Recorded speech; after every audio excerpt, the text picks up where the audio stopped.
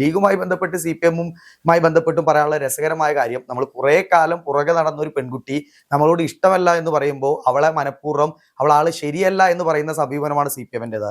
ഒരുപാട് നാള് ലീഗിനെ മുന്നണിയിലേക്ക് കൊണ്ടുവരുവാനും ശ്രമിച്ച CPM ഒരു തരത്തിലും ലീഗ് UDF വിട്ടു വരില്ല എന്നുള്ള അസന്നിഗ്ധമായ നിലപാട് പ്രഖ്യാപിച്ചതിന് ശേഷം നിരന്തരം ലീഗ് ഒരു വർഗീയ കക്ഷിയാണെന്ന് വരുത്തി തീർക്കാനുള്ള ശ്രമവുമാണ് ലീഗിന് CPM-ന്റെ ഭാഗത്തുനിന്നുണ്ടാവുന്നത്. ഏറ്റവും മാസായി പോലീസിനെയും VD സതീശനെയും തെറി പറയുന്നത് ആരാണ്?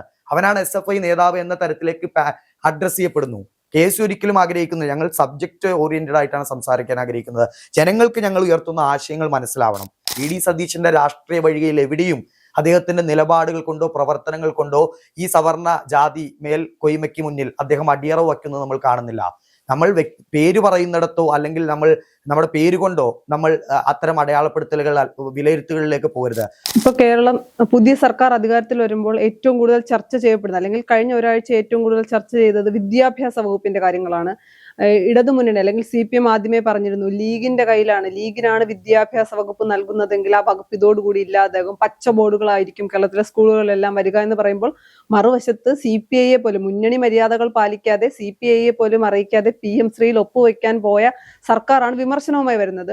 അപ്പോൾ ഏറ്റവും കൂടുതൽ അല്ലെങ്കിൽ ആദ്യം പറഞ്ഞത് പെൺകുട്ടികൾക്ക് 3 ദിവസം ആർത്തവ അവധി നൽകും, സ്ത്രീകളടക്കം. BJPയുടെ ശ്രീലേഖ അടക്കം, ശ്രീലേഖ പിന്നീട് നിലപാട് മാറ്റുകയാണ് ഉണ്ടായത്. എന്തിനാണ് ആർത്തവ അവധി നൽകുന്നത്, മറ്റുള്ളവർ അറിയില്ലേ പെൺകുട്ടിക്ക് ആർത്തവമാണ് എന്നുള്ള രീതിയിൽ വളരെ നെഗറ്റീവായി പറഞ്ഞ ഒരുപാട് പേരുണ്ട്. പിന്നീട് സർക്കാർ അല്ലെങ്കിൽ വിദ്യാഭ്യാസ മന്ത്രി അത് വ്യക്തമാക്കുകയും ചെയ്തു. അപ്പൊ അതൊരു സ്വാഗതാർത്ഥമായിട്ടുള്ള ഒരു നിലപാടല്ലേ അത്? തീർച്ചയായിട്ടും ആദ്യം പറഞ്ഞതിലേക്ക് വരാം. ലീഗിന് വിദ്യാഭ്യാസ വകുപ്പ് കൊടുക്കുമ്പോൾ ചില ആളുകൾ ബോധപൂർവമായ ചില ആശങ്കകൾ സൃഷ്ടിക്കാൻ ശ്രമിക്കുകയാണ്. ലീഗ് വിദ്യാഭ്യാസ വകുപ്പ് കൈകാര്യം ചെയ്താൽ എന്തോ വലിയ കുഴപ്പം കേരളത്തിൽ ഉണ്ടാവും എന്ന തരത്തിലുള്ള ബോധപൂർവമായ ചില വരുത്തി തീർക്കലുകൾ നടക്കുകയാണ്. എത്രയോ കാലം കേരളത്തിൽ വിദ്യാഭ്യാസ വകുപ്പ് വളരെ മനോഹരമായി കൈകാര്യം ചെയ്തതാണ് ലീഗ്. CH മുഹമ്മദ് പോലെയുള്ള ആളുകൾ ഏറ്റവും മനോഹരവും ക്രിയാത്മകവുമായ പല നടപടികളും വിദ്യാഭ്യാസ വകുപ്പിൽ കൊണ്ടുവന്ന ആളുകളാണ് ലീഗ്. അപ്പോൾ ലീഗിനെ ബോധപൂർവം അതുവഴി UDF-നെ അടിക്കുവാൻ വർഗീയ ശക്തികൾക്ക് കൂടുതൽ ശക്തി നൽകുന്ന തരത്തിലേക്കുള്ള സമീപനവുമായിട്ടാണ് CPM പോകുന്നത്. ലീഗുമായി ബന്ധപ്പെട്ട് CPM-മായി ബന്ധപ്പെട്ടും പറയാനുള്ള രസകരമായ കാര്യം, നമ്മൾ കുറെ കാലം പുറകെ നടന്ന ഒരു പെൺകുട്ടി നമ്മളോട് ഇഷ്ടമല്ല എന്ന് പറയുമ്പോൾ അവളെ മനഃപൂർവ്വം ആള് ശരിയല്ല എന്ന് പറയുന്ന സമീപനമാണ് CPM-ൻ്റെത്. ഒരുപാട് നാള് ലീഗിനെ മുന്നണിയിലേക്ക് കൊണ്ടുവരുവാനും ശ്രമിച്ച CPM ഒരു തരത്തിലും ലീഗ് UDF വിട്ടു വരില്ല എന്നുള്ള അസന്നിഗ്ധമായ നിലപാട് പ്രഖ്യാപിച്ചതിന് ശേഷം നിരന്തരം ലീഗ് ഒരു വർഗീയ കക്ഷിയാണെന്ന് വരുത്തി തീർക്കാനുള്ള ശ്രമവുമാണ് ലീഗിന് CPM-ന്റെ ഭാഗത്തുനിന്നുണ്ടാവുന്നത്. മറ്റൊന്ന് ആർത്തവ അവധിയുമായി ബന്ധപ്പെട്ട് ഇത് കുറെ കാലങ്ങൾക്ക് മുൻപേ തന്നെ KSU ഉന്നയിച്ച ആവശ്യമാണ്. കുസാറ്റ് യൂണിവേഴ്സിറ്റിയിൽ ആർത്തവ അവധി അനുവദിക്കണമെന്ന് പറഞ്ഞ് അതിൽ നിവേദനം നൽകുകയും സമരം ചെയ്യുകയും ചെയ്ത സംഘടനയാണ് KSU. ആ KSU സ്വാഭാവികമായും തെരഞ്ഞെടുപ്പുമായി ബന്ധപ്പെട്ട് ഗവൺമെന്റിനോട് മാർഗനിർദ്ദേശമായി നൽകിയ കാര്യങ്ങളിൽപ്പെട്ട ഒന്നാണ് പിന്നീട് ഇപ്പോൾ ഗവൺമെന്റ് ആർത്തവ അവധി എന്ന രീതിയിൽ നടപ്പിൽ വരുത്തുന്നത്.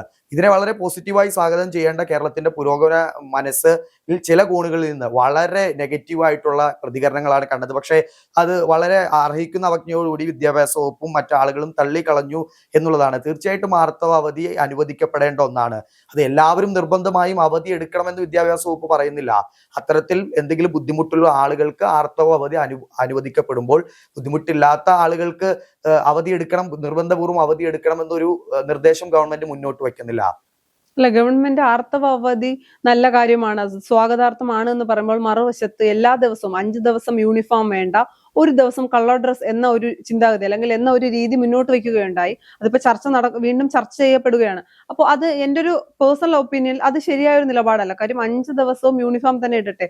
കാരണം സാമ്പത്തികമായി പിന്നോക്കം നിൽക്കുന്ന ഒരു കുട്ടി ചിലപ്പോൾ നല്ലൊരു വസ്ത്രം ഉണ്ടായിരിക്കില്ല, അല്ലെങ്കിൽ അവർക്ക് സ്കൂളിലേക്ക് ഇട്ട് വരാൻ നല്ലൊരു വസ്ത്രമില്ല എങ്കിൽ ചെറുപ്പത്തിൽ തന്നെ അവർക്ക് അവരുടെ ഉള്ളിൽ വളരെ നെഗറ്റീവ് അല്ലെങ്കിൽ വളരെ വിഷമം ഉണ്ടാക്കുന്ന ഒരു കാര്യമായി അത് മാറാനുള്ള സാധ്യതയുണ്ട്. അപ്പോൾ അത്തരം ഒരു നിലപാട് വേണോ, അല്ലെങ്കിൽ അതിൽ നിന്ന് പിന്മാറുന്നതായിരിക്കില്ലേ സർക്കാരിന് നല്ലത്? തീർച്ചയായിട്ടും അതേ നിലപാട് തന്നെയാണ്. ഞാനിപ്പോൾ കേരള വിദ്യാർത്ഥി യൂണിയന്റെ സംസ്ഥാന ജനറൽ സെക്രട്ടറി പദം കൂടി വഹിക്കുന്ന ഒരാളാണ്. KSUവിന്റെ നിലപാട് തീർച്ചയായും ഇത് തന്നെയാണ്. ആഴ്ചയിൽ ഒരു ദിവസം കളർ ഡ്രസ് ഇടാമെന്നുള്ള നിർദ്ദേശത്തിനെതിരെ മന്ത്രിയെ കണ്ടു തന്നെ KSU നിവേദനം നൽകി അത് ഒഴിവാക്കപ്പെടണം. നിങ്ങളിപ്പോൾ പറഞ്ഞ അതേ ആശയം തന്നെയാണ് KSU വിദ്യാഭ്യാസ മന്ത്രിയുമായി പങ്കുവച്ചത്. ഇതാണ് SFIയും KSUവും തമ്മിലുള്ള വ്യത്യാസം. സർക്കാർ എടുക്കുന്ന എല്ലാ നിലപാടുകൾക്കും കൈയടിക്കുന്ന സമീപനമല്ല കേരള വിദ്യാർത്ഥി യൂണിയൻ ഒരു കാലഘട്ടത്തിലും സ്വീകരിച്ചിട്ടുള്ളത്. അതിന്റെ ഭാഗമായിട്ടാണ് ഇത്തരത്തിലൊരു ചർച്ച നടക്കുന്നു എന്ന് കേട്ട മാത്രം തന്നെ KSU ഒരു നിവേദനം കഴിഞ്ഞ ദിവസം നിയമസഭയിൽ വെച്ച് കേരളത്തിന്റെ വിദ്യാഭ്യാസ മന്ത്രിക്ക് നൽകിക്കൊണ്ട് അത്തരമൊരു നടപടിയിലേക്ക് ഗവൺമെന്റ് പോകരുത്, അത് ഇത്തരത്തിലുള്ള ഒരു വിവേചനത്തിലേക്കും വിദ്യാർത്ഥികൾക്ക് ആത്മവിശ്വാസക്കുറവുണ്ടാവുന്ന തരത്തിലേക്ക് പോകുമെന്ന ആശങ്ക നേരത്തെ തന്നെ KSU അറിയിച്ചിരിക്കുകയാണ്. വളരെ അനുഭാവപൂർവ്വം തന്നെ അതിനെ പരിഗണിക്കുകയും അത്തരമൊരു നടപടിയിലേക്ക് ഗവൺമെന്റ് പോകില്ല എന്ന് തന്നെയാണ് KSU വ്യക്തിപരമായി ഞാനും വിശ്വസിക്കുന്നത്. അല്ല, ഇപ്പൊ കഴിഞ്ഞ 10 വർഷത്തെ പിണറായി വിജയൻ സർക്കാരിന്റെ സമയത്ത് നമുക്കറിയാം പല വിഷയങ്ങളിലും SFIക്ക് സമരം ചെയ്യാമായിരുന്നു, പക്ഷെ അവർ സമരം ചെയ്തിട്ടില്ല. അല്ലെങ്കിൽ സർക്കാർ എന്ത് നിലപാടെടുക്കുന്നു അത് ശരി എന്നൊരു രീതിയായിരുന്നു. മറിച്ച് ഇപ്പൊ പുതിയ സർക്കാരാണ്, UDF ആണ് തെറ്റായ ഒരു നിലപാടെടുക്കുന്നതെങ്കിൽ തെരുവിൽ യൂത്ത് കോൺഗ്രസും KSUവും ഉണ്ടാകുമെന്ന് നമുക്ക് ഉറപ്പിച്ച് പറയാൻ പറ്റുമോ? തെരുവിൽ യൂത്ത് കോൺഗ്രസും KSUവും ഉണ്ടാകും, പക്ഷെ അത് ആദ്യഘട്ടത്തിലായിരിക്കില്ല. നമ്മുടെ ഒരു UDF ഗവൺമെന്റ് ഭരിക്കുമ്പോൾ, UDF ഒരു നയം കൊണ്ടുവരുമ്പോൾ നമുക്ക് അവിടെ ഒരു തുറന്ന ചർച്ചയ്ക്ക് സാധ്യതയുണ്ട്. ഇപ്പോൾ ഈ യൂണിഫോമുമായി ബന്ധപ്പെട്ട വിഷയത്തിൽ വിദ്യാഭ്യാസ മന്ത്രി അത്തരം അഭിപ്രായം പറയുമ്പോൾ ഉടനെ തെരുവിലേക്ക് ഇറങ്ങി സമരം ചെയ്യുക എന്നതല്ല രീതി. UDFന് കഴിഞ്ഞ കാലങ്ങളിൽ ഒരു ഹർത്താൽ പോലും നടത്താതെ കേരളത്തിന്റെ അധികാരത്തിലേക്ക് വന്ന ഒരു പ്രതിപക്ഷമാണ് UDFന്റെ. ഏത് വിഷയത്തിലും ആദ്യം KSRTC ബസ്സിൽ കല്ലെറിയുകയും സമരം ചെയ്യുകയും ചെയ്യുന്നതല്ല KSUവിന്റെ രീതി. KSU അതിൽ അധികാരികൾക്ക് മുന്നിൽ കൃത്യമായ നിർദ്ദേശങ്ങൾ വെച്ച് കൃത്യമായ ചർച്ചകൾക്കുള്ള അവസരങ്ങൾ തുടർന്ന് നൽകി ഭരണകൂടത്തെ UDFന്റെ ഗവൺമെന്റിനെയും അത് ബോധ്യപ്പെടുത്താൻ ശ്രമിക്കും. പക്ഷേ അത്തരം ബോധ്യപ്പെടലുകൾ നടക്കാതെ വീണ്ടും സർക്കാർ അത്തരം നിലപാടുകളുമായി മുന്നോട്ട് പോയാൽ തീർച്ചയായും കഴിഞ്ഞ കാലങ്ങളിൽ KSU എടുത്ത ധീരമായ നിലപാടുകൾ ഭരിക്കുന്ന ഗവൺമെന്റിന്റെയും ഭരണാധികാരിയുടെയും നിറമോ അല്ലെങ്കിൽ ആ മുന്നണിയോ നോക്കി നിലപാടെടുക്കാതെ കൃത്യമായും വിദ്യാർത്ഥിപക്ഷ നിലപാടുകൾ എടുത്ത് മുന്നോട്ട് പോകും. അപ്പോഴും KSUവിന്റെ സമരങ്ങൾക്ക് വ്യത്യാസമുണ്ടാകും. ഇപ്പൊ SFI കഴിഞ്ഞ ഒരു മാസമായി നിരന്തരം സമരം ചെയ്യുന്നുണ്ട്. ആ സമരങ്ങളെ നമ്മളൊന്ന് ശ്രദ്ധിക്കണം. അത് പോലീസിനെയും അധികാരികളെയും ചീത്ത പറയുന്ന സമരമാണ്. ഒരു ചാനൽ മൈക്കിന് മുന്നിൽ SFI നേതാവിന് മുന്നിൽ ഒരു മൈക്ക് കൊണ്ടുവന്ന് വെച്ചാൽ അയാൾ ആ വിഷയത്തെ അല്ല അഡ്രസ് ചെയ്യുന്നത്, അല്ലെങ്കിൽ എന്തിനു വേണ്ടിയാണ് സമരം ചെയ്യുന്നതെന്നല്ല പറയുന്നത്. ഏറ്റവും മാസമായി പോലീസിനെയും VD സതീശനെയും തെറി പറയുന്നത് ആരാണ്? അവനാണ് SFI നേതാവ് എന്ന തരത്തിലേക്ക് അഡ്രസ് ചെയ്യപ്പെടുന്നു. KSU ഒരിക്കലും ആഗ്രഹിക്കുന്നത്, ഞങ്ങൾ സബ്ജക്ട് ഓറിയന്റഡ് ആയിട്ടാണ് സംസാരിക്കാൻ ആഗ്രഹിക്കുന്നത്. ജനങ്ങൾക്ക് ഞങ്ങൾ ഉയർത്തുന്ന ആശയങ്ങൾ മനസ്സിലാവണം. ഞങ്ങൾക്ക് BGM ഇട്ട് മാസാവാനോ അല്ലെങ്കിൽ കുട്ടികളെ കോരിത്തെരിപ്പിക്കുന്നതിനപ്പുറം ക്രിയാത്മകമായ പ്രതിഷേധങ്ങൾ സംഘടിപ്പിച്ചുകൊണ്ട് മുന്നോട്ട് പോകാനാണ് KSU എല്ലാ കാലവും ആഗ്രഹിച്ചിട്ടുള്ളത്. KSUവിന്റെ പാരമ്പര്യം തന്നെ അതാണ്. AK ആന്റണിയും ഉമ്മൻചാണ്ടിയും വയലാർ രവി അടങ്ങുന്ന VD സതീശനിൽ എത്തി നിൽക്കുന്ന KSUവിന്റെ നേതൃത്വം എല്ലാ കാലഘട്ടത്തിലും ഇത്തരത്തിലുള്ള ക്രിയാത്മകമായ സമരങ്ങളെ മുന്നോട്ട് ചലിപ്പിച്ച് തന്നെയാണ് വന്നിട്ടുള്ളത്. ഇപ്പൊ നമ്മൾ സ്കൂളിൽ V മുരളീധരൻ മുട്ടായി, കുട്ടികൾക്ക് മുട്ടായി ബെഞ്ചിലിട്ട് കൊടുത്ത ഒരു സംഭവം ഉണ്ടായി. അത് അദ്ദേഹത്തിന്റെ ഉള്ളിലെ സവർണ ചിന്താഗതിയാണ് എന്നൊരു വിഭാഗം വാദിക്കുന്നുണ്ട്. അല്ലെങ്കിൽ അത് ശരിയാണെന്നൊരു അഭിപ്രായം എനിക്കില്ല, അദ്ദേഹം ചെയ്ത തെറ്റ് തന്നെയാണ്. പക്ഷെ അത് അദ്ദേഹത്തിന്റെ ഉള്ളിലെ സവർണ ചിന്താഗതിയാണ് എന്ന് പറയുമ്പോൾ വടശ്ശേരി ദാമോദര മേനോൻ മകൻ സതീശൻ എന്ന് പറഞ്ഞത് അങ്ങനെയാണ് എങ്കിൽ അതും ഒരു സവർണ ചിന്താഗതിയല്ലേ? VD സതീശൻ എന്ന് പറയുന്ന രാഷ്ട്രീയ നേതാവിന്റെ രാഷ്ട്രീയ ജീവിതത്തിൽ നമ്മൾ എത്ര തവണ അദ്ദേഹം വടശ്ശേരി ദാമോദര മേനോൻ സതീശൻ എന്ന് പറയുന്നത് കേട്ടിട്ടുണ്ട്? ഞാൻ ഒരിക്കൽ മാത്രമാണ് കേട്ടിട്ടുള്ളത്. കേരളത്തിന്റെ മുഖ്യമന്ത്രിയായി സത്യപ്രതിജ്ഞ ചെയ്യുമ്പോൾ അദ്ദേഹം തന്നെ പറയുന്നു, വളരെയധികം വ്യക്തിപരമായ വൈകാരികമായ ഒരു നിമിഷത്തിൽ ഞാൻ എൻ്റെ പിതാവിനെ കൂടി ഓർക്കുന്നു എന്ന് പറഞ്ഞുകൊണ്ടാണ് അദ്ദേഹം അദ്ദേഹത്തിന്റെ പിതാവിന്റെ പൂർണ്ണമായ പേര് പറയുന്നത്. പക്ഷേ നമ്മൾ മനസ്സിലാക്കേണ്ടത്, പേര് പറയുമ്പോൾ മാത്രം നമ്മൾ ഈ സവർണബോധത്തെ മാറ്റി നിർത്തുകയും നമ്മുടെ നിലപാടുകളിൽ, നമ്മുടെ പ്രവർത്തനങ്ങളിൽ, നമ്മളുടെ നയങ്ങളിൽ ഈ സവർണബോധത്തെയും ആധിപത്യത്തെയും കൊണ്ടുവന്നാൽ എങ്ങനെയായിരിക്കും? VD സതീശൻ എന്ന് പറയുന്ന രാഷ്ട്രീയ നേതാവിനെയും ഭരണാധികാരിയും നമുക്ക് എല്ലാവർക്കും അറിയാം. നിരന്തരം വർഗീയ രാഷ്ട്രീയത്തിന്റെ വക്താക്കളോട് സന്ധി ചെയ്യാതെ തെരഞ്ഞെടുപ്പിന്റെ മൂർധന്യഘട്ടത്തിൽ പോലും ഒരു വർഗീയവാദിയുടെയും വോട്ട് എനിക്ക് വേണ്ട എന്ന്, SDPയുടെ വോട്ട് വേണ്ട എന്ന്, അല്ലെങ്കിൽ മറ്റ് സാമുദായിക സംഘടനകളുമായി ബന്ധപ്പെട്ട് അവർക്ക് മുന്നിൽ വിനീത വിധേയനായി നിന്നുകൊണ്ട് ഒരു ആനുകൂല്യവും വേണ്ട എന്ന് ധീരമായി പ്രഖ്യാപിച്ച രാഷ്ട്രീയ നേതാവാണ് VD സതീശൻ. VD സതീശന്റെ രാഷ്ട്രീയ വഴികയിൽ എവിടെയും അദ്ദേഹത്തിന്റെ നിലപാടുകൾ കൊണ്ടോ പ്രവർത്തനങ്ങൾ കൊണ്ടോ ഈ സവർണ ജാതി മേൽ കൊയ്മയ്ക്ക് മുന്നിൽ അദ്ദേഹം അടിയറവ് വയ്ക്കുന്നത് നമ്മൾ കാണുന്നില്ല. നമ്മൾ പേര് പറയുന്നിടത്തോ അല്ലെങ്കിൽ നമ്മുടെ പേര് കൊണ്ടോ നമ്മൾ അത്തരം അടയാളപ്പെടുത്തലുകൾ, വിലയിരുത്തലുകളിലേക്ക് പോകരുത്. ഒരാളുടെ പേര് ജനിക്കുമ്പോൾ അയാൾക്കിടുന്ന പേരാണ്, അത് അവർ സ്വയം തെരഞ്ഞെടുക്കുന്നതല്ല. ആ പേര് കൊണ്ട് നമ്മൾ വിലയിരുത്തുന്നതിനപ്പുറം ഒരാളുടെ പ്രവർത്തനങ്ങൾ കൊണ്ട്, നിലപാടുകൾ കൊണ്ട്, നയങ്ങൾ കൊണ്ട് വിലയിരുത്തുമ്പോഴാണ് അത് ക്രിയാത്മകമായ വിമർശനമാണെന്ന് നമുക്ക് ഉൾക്കൊള്ളാൻ സാധിക്കുന്നത്. VD സതീശൻ പ്രതിപക്ഷ നേതാവായി വരുന്ന ഒരു ഘട്ടം നമുക്കറിയാം. ചരിത്രത്തിൽ ആദ്യമായി UDF രണ്ടാം വട്ടവും പ്രതിപക്ഷത്ത് ഇരിക്കേണ്ടി വരുന്ന ഒരു സാഹചര്യത്തിലാണ്. അതായത് വീണ്ടും ഒരു ചാൻസ് എടുക്കാൻ UDFന് കഴിയുമായിരുന്നില്ല. എങ്ങനെയും ഭരണത്തിൽ വരിക എന്ന് മുന്നണി ചിന്തിച്ചിരുന്ന ഒരു ഘട്ടത്തിലാണ് VD സതീശൻ പ്രതിപക്ഷ നേതാവായി വരുന്നത്. പക്ഷേ നമ്മൾ വിസ്മയിപ്പിക്കുന്ന നിലപാടുകളാണ് VD സതീശൻ എടുത്തത്.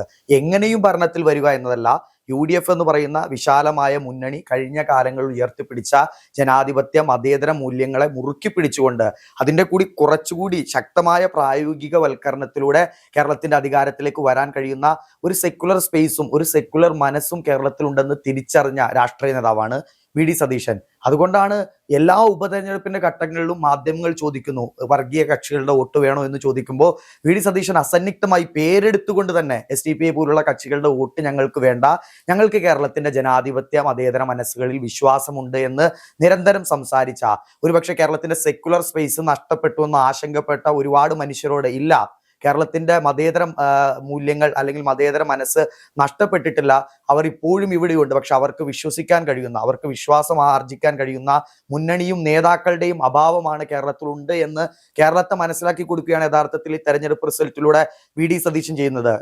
കാന്തപുരം AP അബൂബക്കർ മുസ്ലിയാരുടെ വേദിയിൽ പോയി VD സതീശൻ നടത്തുന്ന പ്രസംഗം രാഷ്ട്രീയ കേരളം ഏറ്റെടുക്കുകയാണ്. രാഷ്ട്രീയ കേരളം ഒരു വ്യത്യാസങ്ങളുമില്ലാതെ VD സതീശൻ എന്ന് പറയുന്ന മതേതരവാദിക്ക് വേണ്ടി കൈയടിക്കുമ്പോൾ കേരളത്തിൽ യഥാർത്ഥത്തിൽ ഇത്തരത്തിൽ ഒരു നേതാവിന് വേണ്ടിയാണ് കേരളം കാതോർത്തിരുന്നത്. പക്ഷെ അങ്ങനെ പറയുമ്പോൾ പോലും കോൺഗ്രസിന്റെ അകത്ത് നിന്നും UDFന്റെ അകത്തു നിന്ന് പോലും വിമർശനം ഉണ്ടായല്ലോ, വടശ്ശേരി ദാമോദര മേനോൻ എന്ന് പറഞ്ഞത് ശരിയായില്ല എന്ന്. അല്ല, ഞാനത് ആദ്യമേ ഈ ചോദ്യത്തിന് ഉത്തരം പറഞ്ഞു. അത്തരം വിമർശനങ്ങൾ അതും നല്ലതാണ്, അത്തരം അഭിപ്രായങ്ങളും നല്ലതാണ്. പക്ഷേ ആ അഭിപ്രായങ്ങൾ നിൽക്കുമ്പോൾ തന്നെ അതിന്റെ വസ്തുതയാണ് ഞാൻ നിങ്ങളോട് പറഞ്ഞത്. അത്തരം വിമർശനങ്ങൾ മറ്റൊരു ആംഗിളിൽ കാണുമ്പോൾ പൂർണ്ണമായും ഒരു പേരുകൊണ്ട് പോലും ആ ഒരു സവർണ ആധിപത്യത്തെ മേധാവിത്വത്തെ അടയാളപ്പെടുത്തേണ്ടതില്ല എന്ന അഭിപ്രായം പറയുന്ന ആളുകളുണ്ട്. നമ്മൾ ആ അഭിപ്രായത്തെ ഒരിക്കലും തെറ്റായോ തിരസ്കരിച്ചോ കാണുന്നില്ല. പക്ഷെ VD സതീശൻ എന്ന് പറയുന്ന മനുഷ്യന്റെ ഒരു പൊതുജീവിതം നമുക്ക് മുന്നിൽ നിൽക്കുമ്പോൾ നമുക്കൊരിക്കലും അദ്ദേഹം അത്തരം ഒരു വാക്ക് പറഞ്ഞതുകൊണ്ട് അദ്ദേഹം ഒരു സവർണ മേധാവിത്വത്തിന് കീഴ്പ്പെടുകയാണെന്ന് പറയാൻ കഴിയില്ല എന്നുള്ളതാണ് ഞാൻ കൃത്യമായി പറഞ്ഞത്.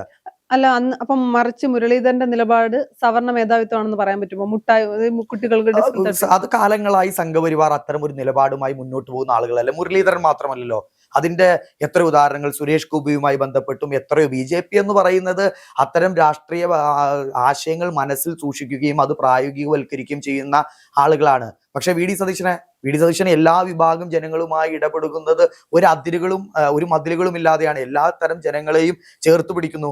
എല്ലാ മതവിഭാഗങ്ങളിൽപ്പെട്ട ആളുകൾക്കും വിശ്വാസമുള്ള രാഷ്ട്രീയ നേതാവാണ്. ക്രൈസ്തവർക്കും മുസ്ലിങ്ങൾക്കും ഭൂരിപക്ഷ വിഭാഗത്തിൽപ്പെട്ട ആളുകൾക്കും മതസംഘടനാ നേതാക്കൾക്കും സാമുദായിക നേതാക്കൾക്കും എല്ലാവർക്കും ഒരുപോലെ സ്വീകാര്യനാകുന്ന എല്ലാ മതസ്ഥാപനങ്ങളിലേക്കും കയറി ചെല്ലാൻ സ്വീകാര്യനായ ക്ഷണിക്കപ്പെടുന്ന എല്ലാ മതങ്ങളെക്കുറിച്ചും മതങ്ങളുടെ ഗ്രന്ഥങ്ങളെക്കുറിച്ചും ആശയങ്ങളെക്കുറിച്ചും വിശാലമായ കാഴ്ചപ്പാടുള്ള, അതിനെക്കുറിച്ച് പഠനം നടത്തുന്ന, ചർച്ച ചെയ്യുന്ന, പ്രഭാഷണങ്ങൾ നടത്തുന്ന, എല്ലാവരെയും തൊട്ട് എല്ലാവരുടെയും ഹൃദയത്തെ സ്പർശിക്കാൻ കഴിയുന്ന ഒരു നേതാവായിട്ടാണ് നമ്മൾ VD സതീശനെ കാണുന്നത്.